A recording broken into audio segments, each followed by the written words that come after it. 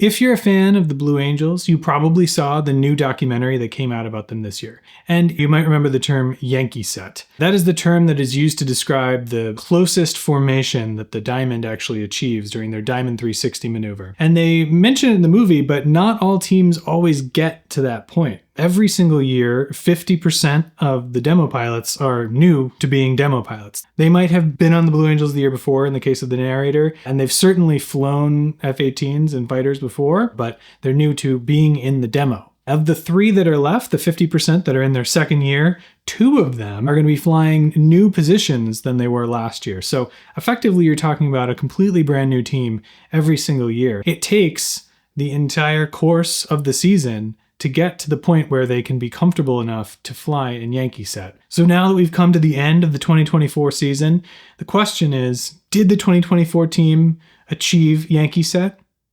Check it out.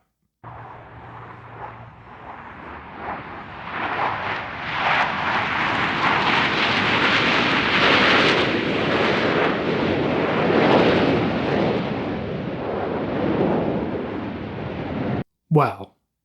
That's close. What you're seeing here is 2 separate demonstrations. On the left, you're seeing El Centro, California, which was the first show of the year in March 2024. And on the right, you're seeing Pensacola, Florida, the homecoming show in November of 2024, just 8 months later.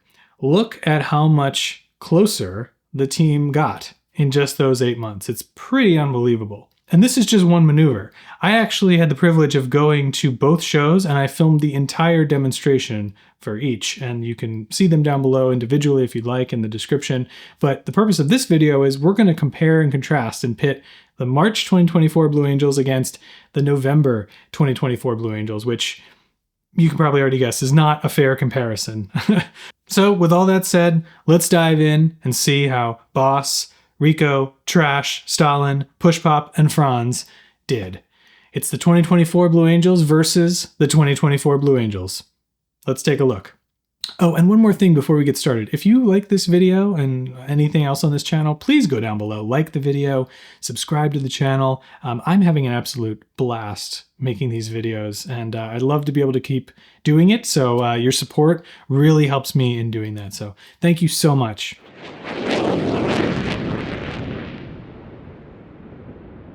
So after I recorded that intro, I thought it might be kind of boring for you to listen to me talk for 20 minutes straight. So I figured, why not get some verifiable experts on the Blue Angels in to chat over this footage. So please welcome Eric and Daniel. They are with the DCS World Blue Angels, which DCS World is a flight simulator. They basically have recreated the Blue Angels demonstration inside of it. They do an amazing job, and because they do that, they know the demo very, very well. So welcome, guys. Yeah, thanks for having us. Glad to be here, Evan. Yeah, appreciate you having us, Evan. Glad to be here. All right, you guys ready to hop in? Let's do it. Yeah.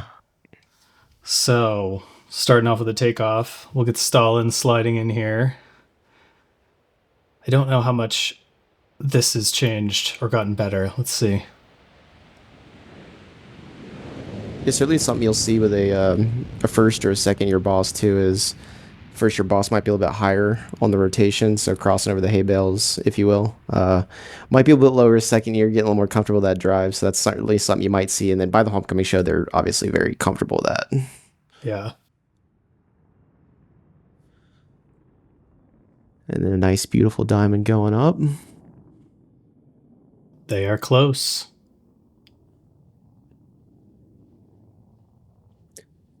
Yeah, pretty similar burner deselections. Obviously, that's just going to be based on the G pull. So obviously, boss is referencing G there with altitude. So those are all probably going to be pretty similar throughout the season.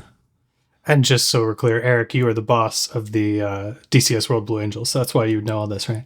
That's correct. Yeah, I've been leading the DCS World Blue Angels for a season now. And so, obviously not one-to-one translation. So I can't sit here and say that I know the way the real team does it the whole way through. But I think DCS is a pretty accurate sim. And a lot of it, when you fly it the way that we've been researching or get a few numbers here and there, you can kind of piece it together. So truly it's not one-to-one, but I think if you look into some of this enough, you can get a pretty good idea. So that's where Daniel and I could kind of piece some of this together. Yeah, absolutely. Just having watched this for the last decade plus, being able to do the reps in the sim as well. And then just being your casual super fans. Obviously, we're not affiliated with the Navy or the Blue Angels, but you just get a better eye for the finer details when the team progresses from start to finish, like we're watching here. And Daniel, you're the lead solo, right, in the team? I am, so I'm flying the 5 jet. Awesome. Well, here you come now. Well, not you, but here comes your real world counterpart. Yep. Rolling down the runway now. So what we're listening for is a little ease, comes the pull, and then 6 will call off brakes now. We'll roll down the runway. 5 will pitch up to 25 degrees and then start his roll to the right at 200 feet. Now, see, this looks basically identical to me. Yeah, can't change too much there. But 6, he's flying a little bit, or he's absolutely flying lower come homecoming time. I know at El Centro they were doing about 30 feet initially, which is still very low for a takeoff at that speed. But at homecoming around that time, I'm not inside their jet. I'm not looking at their HUD, but I'd imagine it's a lot lower than 20 feet. Yeah, I'd imagine. I wonder what the tree height is at the end of the runway there. Higher than that. But up here, as Franz is coming over the top, he's aiming for about 3,000 feet AGL. And then as he crosses center point, he'll do a 270-degree roll to the right behind the crowd. Okay. All right, here it is. So we're going to... I'm going to pause it here in a sec just so we can park on this for a minute. This absolutely. is the Diamond 360, and... All right. Obviously, some noticeable differences right off the bat right there. Yeah. Obviously, you can just visually look and see there's a lot of metal in the right side, a lot closer together. People saw the Blue Angels documentary, and the Yankee Set, I think, came a little more popular, more familiar with more casual Blue Angels fans. And so what you're looking at on the right is obviously Yankee Set or something very, very close to Yankee Set. And then on the right side, I don't really know what you'd call, I mean, the Fleet Parade is what they called it in the documentary, but obviously you have a little bit of differences with what 2 and 3 are doing there. So generally speaking, that's where you're going to see the tightening happening. You can actually even see a little bit, if you really pay a close look there, there's actually a little bit of forward movement by the wingies there, and even Stalin's a little bit further forward, it looks like. That helps with the optics a little bit. So this is kind of some knowledge that I think I've kind of looked through, and you can see some videos of 2. Their set doesn't actually slide down. They set the formation. That was kind of something Cheese talked about in the Blue Angels documentary. But one of the things you'll notice is you can do an optical view of the 360, and because of the angle of bank they're at, they're not perfectly 90 degrees to the crowd. So what you could do is you could actually hide number 2's wing behind 3 a little bit if you go deeper into a set. So if you fly a little bit lower, and so it actually tightens things up. So in order to make the diamond look symmetrical, 2's got to slide forward a little bit.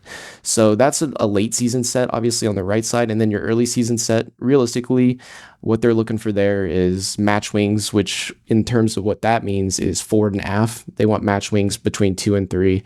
And then as they work that in, you'll see 3 really be the driver of tightening that up. So, I mean, you can see with the 2 jet there, not really a whole lot of movement from the start of the season to the end of the season. He's, touching that low early season, and then he's not much more below the low when it comes to the late season, but 3 is really your driver of making that formation tighter. And then obviously Amanda in the 4 jet, her job is to make sure that those wings don't overlap at any point, and she wants to fly the comm cart from her viewpoint right through that, and that'll give you a nice perfect trail formation for her with respect to the crowd.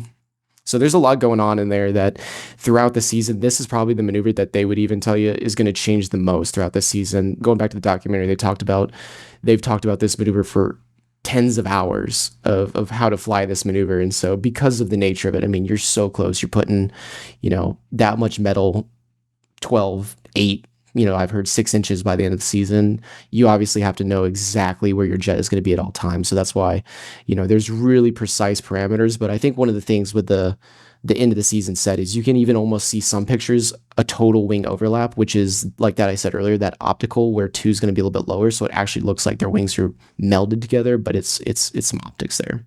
Yeah. Well, they crushed it. So absolutely. Yeah. Just like it. All right, let's keep going here. So next we got some more solo stuff. This Yep. is the first hit. Yeah, so this is the opposing knife edge pass. So this will be a theme. I don't mean to sound like a broken record throughout this, but essentially what the solos are going to try to make that optical every single time. The perfect hit is making it look like 5 and 6 are about to collide into one another. As you can notice on the left there, the El Centro video, there's a hair, they call it a hair mismatch high. So what 5 does for every opposing maneuver is he's going to time off of number 6, who is flying a fixed 400 knots coming in from outbound all the way to center point. So if he's late, for example, if 5 is late, he has to speed up towards center point. Or if he's early, he has to slow down. And this is all to get right on top of that trailer fixed at center point in front of the comm cart. The only major things procedurally that are going to change throughout the season is they might, and I say might, drop the altitudes down. We usually do about 200 feet. I've seen or heard solos doing 250 feet. Back in the Lexion era, a lot of them did 150 feet. Basically comes down to what their safety margins are for that season and what they're obligated to do. 6 for every maneuver. He's going to be the furthest one away from the crowd. To make that hit, he's going to be situated just about, I'd say like 10 feet above 5 or so. Based off of how far apart they are, which is from this angle we won't get. If they're, I'd say, within 100 feet or so from passing each other, 6 will be about, like I said, mentioned 10 feet or so. If they're wider apart, like their very first opposing run-ins during their winter training flights at El Centro, he might be stacked, 20, 30 feet above.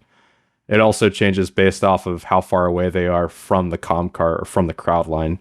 I think per standard, it's about a 1,500 foot crowd line from where they're doing their maneuvers to the comm cart.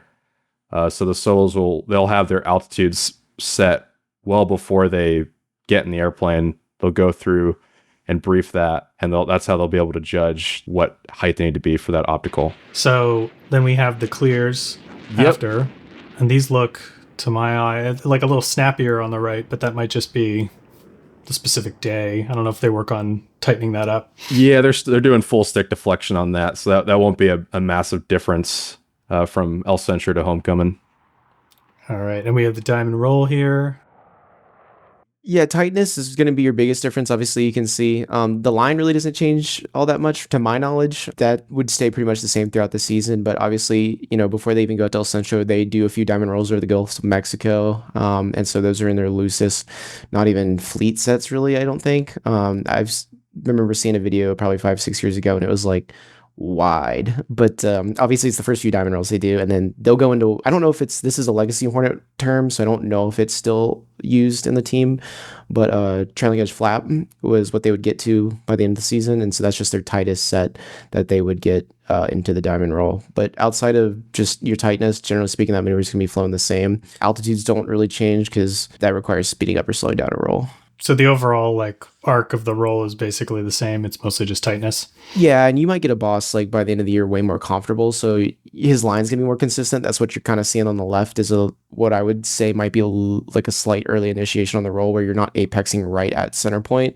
You want the planform view of the diamond to be right facing the comm cart when they hit that point. So that might be a slight earlier roll, but it's also very well could be where, I know you said you were a little bit crowd left in that video. So yeah, hard to exactly say, but yeah, they're definitely pretty similar throughout the season outside of your tightness. Cool. So, and then the smoke going on and off, that's intentional, right? Early in the season, so they can tell when they're out of position. Yep. Yeah, that's exactly it.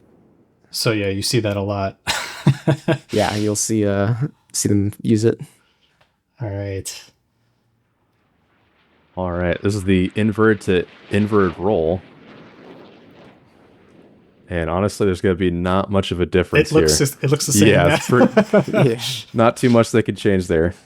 Diamond on here, yeah, same thing. I mean, this one's a roll, and it's going to stay pretty much the same. What sticks out to me here is how quickly they tighten up after. So that's one thing I will say before they clear here is the tightness of the roll itself will drastically change year to year. Some this goes back to Legacy Hornet a little bit. They used to be really wide, and then by the end of the season, they would bring it in really tight. But you're spot on with that clear. That one of the things is they're so used and comfortable to being that close to each other doing an Aileron roll. By the time they finish it, they're already doing a full boot or rudder, sliding back in. Realistically, the biggest difference on that one is, again, tightness of the roll itself and then how quickly they get back into the turn. And they're off. Okay, Fortus. Yep. If you'd like, you could pause at center point when they're perfectly stacked on top of each other. Altitude is key for all these parallax maneuvers, but be it the Fortus or later on the Tuckover roll. 5 here, we noticed push was probably about 500 feet or so, and he gradually would bring that down. At homecoming, that was probably in the 300 to 400 foot range. Franz there in the 6 jet, he stacked just a little bit lower than push in the 5 jet. And that's so he can look like he's actually stacked on top of the 5 jet. So they're not perfectly line abreast or side by side. He's just a little bit below to try and make that hit. So kind of what Eric was mentioning earlier with what Stalin was doing in the Diamond 360, trying to base all the maneuvers from the comm cart's perspective. Imagine doing that, but you're not even looking at the comm cart. You're looking at the guy next to you on the right. So you have to kind of ahead of the jet, so to speak, think where you're going to stack to try and make that perfect match there. Yeah, this one, the dirty loop, you're just gonna same kind of thing of the tightness. It's hard to say exactly without book knowledge of the sets with regards to how tight they can get on this because of the gear and the hook. But I mean, it doesn't look any looser than any of the other diamond maneuvers. It's quite a bit tighter on the right there, and also there's a lot less like wobble from the wingman and the slot. Like they all just like feel more locked in. Sure, I'd be curious to know our wing guys on the DCS World Blue Angels. They love this maneuver. They say it's one of the easiest to fly. So I'd be curious if for the real team if they feel that way or if it's not that experience does not translate 1-to-1. Okay, and Daniel. Yep, here's the MRT. Again, I mean, the only thing I could really see outside of changing his altitude, which you can definitely notice he is lower again on the right. That'll be the common theme throughout this. Yeah. Also, he's slower to pull it around. You see here. So he is full afterburner and it's full pull back as he initiates the turn. But a big thing that some people don't think about is density altitude, or in aviation it's called what the feels like altitude is. It has an effect on how the jet performs, so it could dictate if your jet's going to be performing as great as it can be or if it's going to be a lot more sluggish. I'm sure if you go watch some videos like I recorded in Reno, that was a very high density altitude airport for them to perform at. And so if you were to time side by side the minimum radius turn, it's going to be a lot slower than, say, even El Centro out in the desert. You'll have typically a higher DA there. Is there any difference between the E and F models? Because I know I just realized that both Push Pop and Stalin are in F models. Originally, this is where this is one of those instances I will just make the disclaimer. This is based off of I heard, and there was word about it that when they first got the Super Hornet, the 2-seaters rolled slower than the single seats. Yep. You could see that in the original El Centro winter training in the Super Hornets that they rolled slower. And so from my understanding of what I have heard is that they have the actual Bunos marked out that they can actually input the flight controls system. Like they can put jet specific flight control deflection or predetermined flight control configuration for the jet. And because I haven't seen any of that issues from here on out, but maybe they just got used to that. But there was some sort of flight control, thing they could put into the jet. But yeah, the 2 seats originally rolled slower than the single seats. Now, I don't know if they changed some roll rates from, like for the Diamond Down roll, you'd always see the 2-seater kind of lag at the last 90 degrees of roll. I don't know if they just changed how fast they do the rolls, their technique of the rolls, or if it's some flight control logic. I don't really know. That's something really only the team would know, or anybody that's inside that world would know. But yeah, there was definitely a little bit of an adjustment process for that specifically. Next up, double Farvel. Yeah, these are going to look pretty similar throughout the season. I think maybe a little bit of lateral slide left and right of how close he can get to the crowd. But just the comfort level. Comfort level of the 4-pilot really determines how much different this looks from end of the season to the beginning of the season. But I mean, it looks not too far off from where they were at the end of the season. And opposing MRT. Yep, they're going to come in about 500 feet from behind the crowd. And then as they cross center point, 5 will give the lead to 6. He'll drop down and aft to make that parallax. And he'll call ready, hit it, do a slight yug, which is just a very, not benign, but very small stick input to pull the nose up a little bit so they can get the maximum roll rate when they do that 270-degree roll. They'll bring around the turn. Again, you'll notice maybe an altitude difference here on this cross. This is the only cross that they do for the solos where 5 is not closest to the crowd. So 6 was actually closest there. If it's a full high show, they'll pull up to 45 degrees and they'll do 3.5 aileron rolls in their directions into the invert position. The timing on that was like basically identical too. Yeah, that one, again, doesn't change too much. Okay, now here's where Stalin dropped out. So Yeah, 3-ship versus 4-ship. She had some Fatic advisory after the double Farvel Centro. Yeah. But pretty just closer, yeah, but similar. Yeah, just the stability of that one is really going to be a big one, where 2 is going to be a little bit more rock solid, and it's going to help the rest of the formation out. Got your horizontal rolls. Up into the vertical, and then a 90-degree bank to behind the crowd. And they'll set up for the sneak pass. So you got the changeover roll. Basically, yeah, tightness on this one. And then obviously as they go back to diamond, you're going to see probably a quick progression of how quickly they go back into that diamond formation. But, I mean, that El Centro tightness right there is pretty dadgum good. So that's what, not a whole lot of variability, but you can kind of see how quickly and smoothly they get back into that really tight diamond set. Yep, and as they exit to the right, 5 will come in from the left. He's limited down to 50 feet on paper, but who knows how low he was there at Pensacola. Yeah. I had some camera issues here, so. it gets me sometimes, too. Yeah. And then, obviously... Franz is coming in much faster compared, like right after Push Pop's done at homecoming. Yeah. We also noticed from prior years, Franz was actually still in Afterburner over the crowd.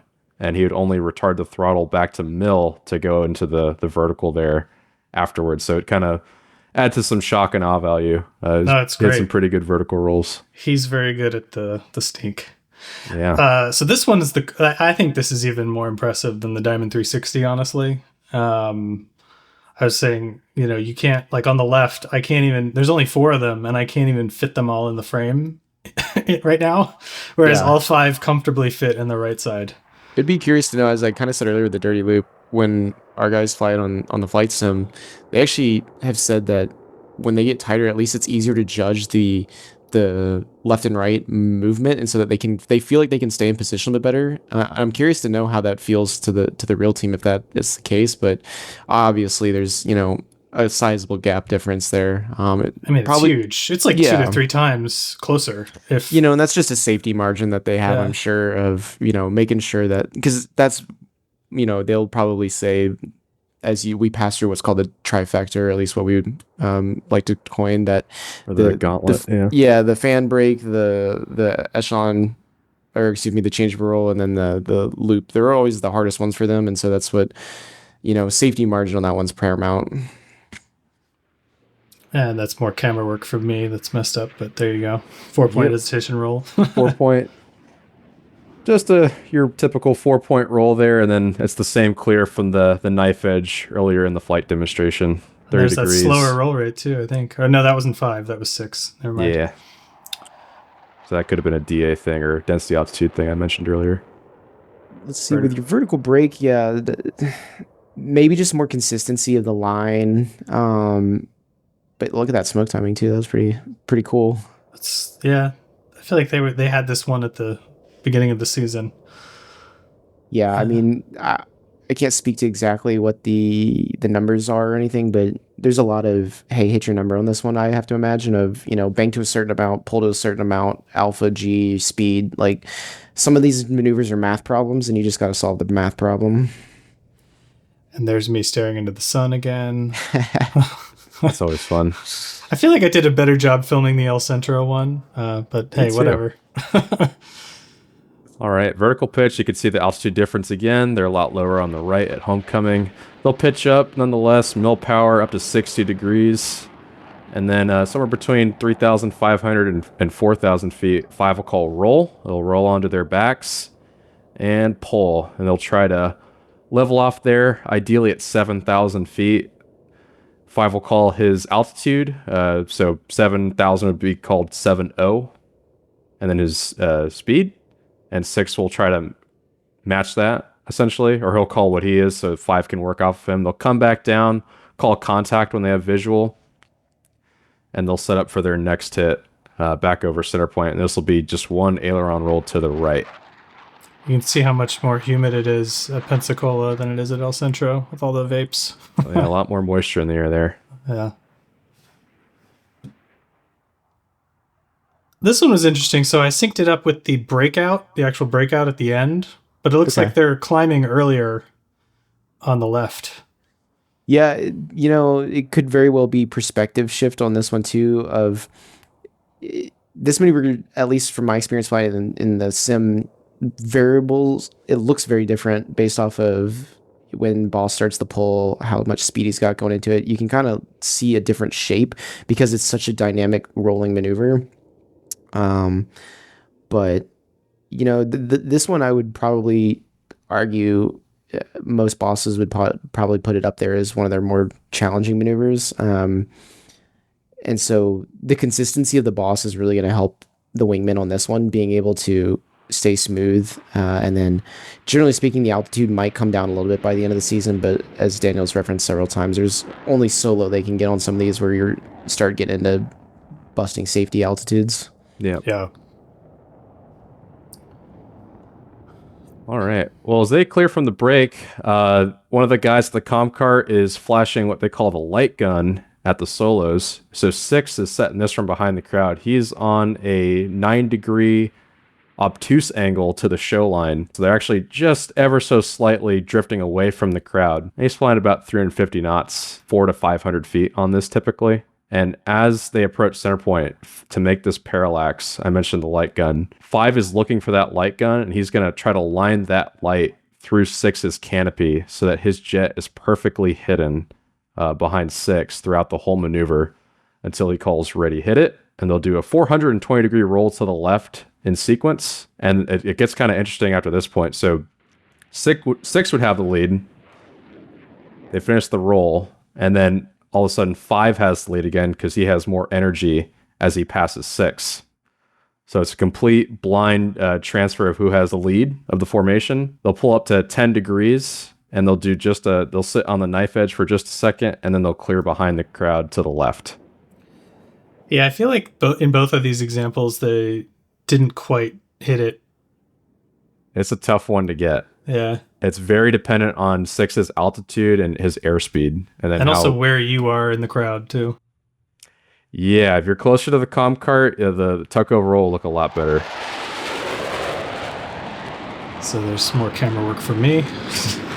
With the low break cross, I'm trying to kind of rack my head as we kind of go through this. Of realistically, the only thing you really might see that's too different is altitudes. I'm kind of curious. I don't remember what they started at the beginning of the season with their crossing altitudes, and unfortunately Amanda's not there in this video to know, but I believe they were doing 200-200s with 1 and 4. So what I'm saying there is 1 was at 200 feet and 4 was at 200 feet, so they'd cross almost like a solo pilot, whereas at the end of the season they were stacking 150 feet, and so there was 4 distinct crosses. So I'm trying to remember what they did at El Centro. I don't exactly remember, but that's generally the only thing you'll see very different is their altitudes, their predetermined altitudes that they'll cross at. And is that who's on the right? Is that 3 or 2? No, it's so 2. Coming in from the right is going to be 4 and 2, and then Does 2 have his smoke on by accident, or did they not have it on in El Centro? I'd by have accident? to guess that was a little a little bit of a oops, I Whoops. forgot my smoke there. He's getting Sorry, after it in Rico. that. Yeah, he's getting after it in the turn too. So no, I would be blacked out and I'd be throwing up. So Yeah. him turning his smoke on is more than acceptable. Yeah. And there they go. All right. This All one right. was a little different too, I noticed on the side-by-side. Well, let's see the difference. I haven't done a side-by-side yet myself. The high alpha on paper, they're limited to no lower than 500 feet for safety reasons. So there's their hard deck for that maneuver. Smoke for one, when the smoke comes on. Yeah, so that ultimately comes down to how far 6 rolls out once he rolls out on the show line so that he can slow the jet up in time to start the maneuver. Typically, you'd want to do it at around a mile from center point to turn the smoke on. 6 is going to try to hit that altitude and just hold it all the way through at 25 degrees nose up. And then as they pass center point, 5 will call wave it off. They'll turn the smoke off, go to full afterburner. 5 will push over and demonstrate how fast the F-18 can accelerate.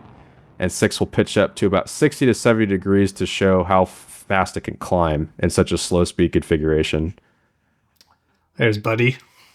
There If he you don't is. mind, if we'll pause when they hit like the apex here right at center point. Yeah. If you can remember from the time when we were talking about the Diamond 360 and that El Centro 360, and then you look at this burner 270 and you're like, wow, this burner 270 is actually probably flying the same distance or tighter than that 360 at El Centro. So that's where you really start to get the sense that like the maneuvers that they were doing at the start of the season that are their tightest sets are becoming their normal sets for them. And so I think this is actually one of the best examples that you can really see is if you compare the right side, which is the homecoming burner 270 to a El Centro Diamond 360, you can really see the confidence that they've gained, the trust. I mean, all those ethos that they really base this team off of. To me, that's one of the coolest things you can see. Because I mean, plug in burner and you're flying what you thought was the tight 360 set El Centro. I'm sure you asked those guys in El Centro, hey, you're going to be flying this in afterburner. They'd probably look at you, go, really? Or like some sort of like, oh gosh, that's going to be quite the feat. So, I mean, to me, this is one of the cooler ones that you can actually see the progression, not necessarily from burner 270 to burner 270, but just from a diamond tightening standpoint. And then boss, maybe if you're a second year boss, from my experience watching them fly at the homecoming show, they might get a little more casual with the 500-foot line and might make that a 200-foot line, and you got afterburners over your head. So that's always a cool little treat at the homecoming show. It was a great show. I mean, it's always a good show, but Yeah. it was a really good show. It's interesting. I've been going to homecoming shows since 2011, so it's been cool to see the different bosses, the different teams go through and see kind of how they make the homecoming show their own kind of farewell. I don't know if the G changes all that much. That would be a shot in the dark. I really don't know. It doesn't look like they're getting through the turn any faster or slower, but I have to imagine in my experience with flying the sim, the G in of itself just changes some days by 0.2 or 0.3. And the solos coming in a lot quicker in El Centro than they did in Homecoming. Yeah, 5's doing his best to time it to as the diamond exits behind the crowd left, they'll come in for what's called the Wander, which is an actual maneuver they do. It's not narrated, so you wouldn't hear it at a show. But it's basically their fancy way to rejoin into Delta. Which is what you see here. Yep, Delta roll. I think I know the answer to this, but I'm just curious. The fact that Stalin's not there doesn't have any real major impact on how difficult it is to fly this, right? Not to my knowledge. Kind of thinking through some of the things is the administrative tasks of you kind of look forward into the future. You've got the Fleur De Lis with the ready break call. You've got some of the calls for the loop break cross. So you could argue that might add a little bit more to somebody's plate, but realistically, from a pure flying standpoint, no. And particularly because Amanda's the slot pilot, if one of the wingmen dropped out or the solos, she would have to slide over there. So you could make an argument that might be a little bit harder early in the season, but no, as for her being slot, everyone's in their normal position still. It's funny. I don't remember where I heard this. It might have been in the movie. I seem to remember Jamami saying that at his first show, number 4 dropped out, and all the like comm duty fell to him on his first show, which he was like, okay, of course, great. Yeah, he did. Which is exactly what happened to Trash here, right? Yeah, Murphy's Law. What can go wrong will go wrong. Yeah, it was actually kind of neat because I got to be there for both 22 and 24's El Centro show, and it's like, oh, all right, 4-Pilot isn't going to be in for that one. And then you can actually hear it in Jimami's voice, like, Diamonds have clear on. They're getting ready for the Squirrel Cage. She's like, hey, Diamonds have clear on 9. Let's fire it up for El Centro, boss. Sure, let's do it. All right, Fleur De Lis. From a diamond standpoint, the time to rejoin, so the time that they get out and in, is probably gonna be your biggest difference here. Yeah. This maneuver, if I had to put money down, I'm not a betting man, but if I had to guess, they probably fly this the same numbers wise, the same way they do at the start of the season. Outside of maybe like, hey, we like this G a little bit more or whatnot. I mean, that's speculation, but I would have to guess it's probably pretty similar. They're just tightening up way quicker. Yeah.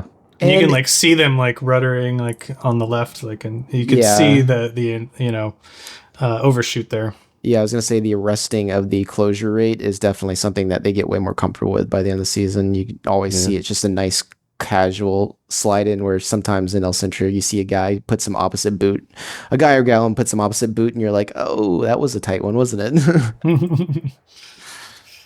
No, I'm sorry, I don't have the solo rejoin here. I had some camera issues there, but so now we're back to the loop break cross. Kind of looks like the same entry altitude, if I had to guess. Not too much different. Boss is pretty low for the entry altitude, even at El Centro. Just a couple 100 feet. Yeah, and it'll be interesting to see going into a new boss next year what Homecoming show this year would look like versus the new boss at El Centro next year. Will be a lot more different just because you have 2 different people flying it, where you have double Armitage on this one. Well, there you go. We'll check back in March with another comparison. How about that? Timing is pretty similar here, though. Yeah, I know, it's identical, essentially. Yeah. Yeah. Sometimes it's just math and it just works out. Yeah.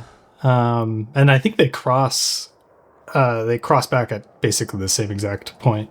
So a neat thing with the Super Hornet and the heads-up display for them is they can actually see their ground speed. So as opposed to just their airspeed alone, doesn't matter what the winds are doing and whatnot, like, they can set exactly the speed they're going over the ground. So if boss breaks right over center point, right over the trailer, at least mathematically speaking, they should be able to all go out at 400 knots, pull the same amount of G and alpha, top out 7,000 feet, come back at 400 knots. And that's probably why the timing is very similar.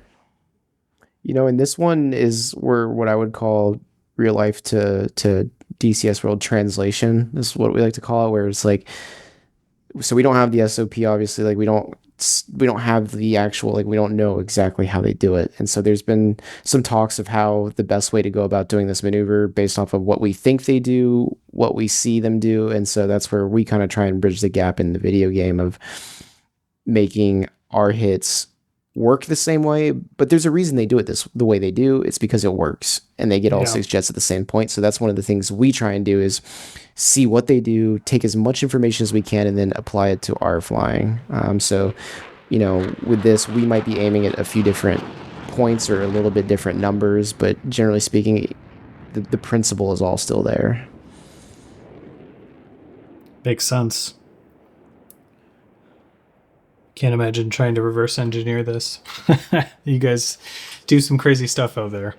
It's quite literally all the moving parts on that maneuver. And then there's another cool addition that Stalin made. There's her turnaround. She'd point right at the crowd and then rip the burners back to do a trail pursuit rejoin. Nice. This one's a little different. I widened up on the right versus the left, but seems like, I mean, it's kind of hard to tell on the left, but very similar. It's a little different without Stalin ripping right over your head, though. So yeah, it definitely adds a little bit to that maneuver. Yeah, and a little bit of hearing loss. Yeah, and they're just way closer to the crowd. Definitely the 500-foot line. Yeah, I was gonna say that's a 500-foot line that might be 100 feet. And we love that. Yeah, we do. Nothing wrong with that. And obviously the Alright. break intervals on this are going to be the same. All the downwind speeds are, from my knowledge, I've never seen it change from season to season. This is all, like I said, kind of math from here on out of what's tried and true. They don't change it. You might see early seasons Delta turn out to land, but that's a completely different topic for a different day. Thank you guys so much. This has been very enlightening, I think. Was there anything else you wanted to get in here before we sign off? I think we covered it all. Thanks for having us, Evan. Of course. Thank you for coming on. And if you want to check out these guys, do you guys want to plug your YouTube channels? Mine is Wingflex Aviation.